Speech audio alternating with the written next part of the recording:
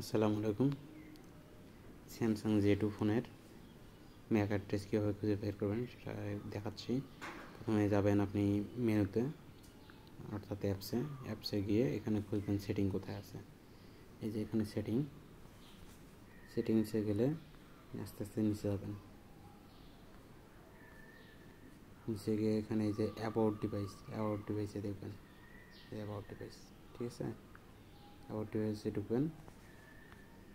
ঢোকার পর নিচে যাবেন, গিয়ে এই যে স্ট্যাটাসে ক্লিক করবেন। স্ট্যাটাসে ক্লিক করলে এই যে এখানে ওয়াইফাই ম্যাক অ্যাড্রেস, এটা হইতেছে আপনাদের ওয়াইফাই ম্যাক অ্যাড্রেস। আবারও দেখাচ্ছি।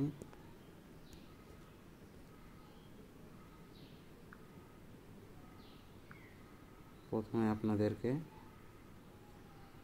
অল অ্যাপসে যেতে হবে, তারপর খুঁজতে হবে সেটিং কোথায় আছে, সেটিংয়ে যেতে হবে। সেটিং থেকে এখানে নিচে যেতে হবে, নিচে গিয়ে অ্যাবাউট ডিভাইস, এই যে অ্যাবাউট ডিভাইসে ক্লিক করতে হবে। নিচে গিয়ে স্ট্যাটাস, এই যে স্ট্যাটাস, এখানে ক্লিক করবেন, করলে এই যে ওয়াইফাই ম্যাক, ঠিক আছে।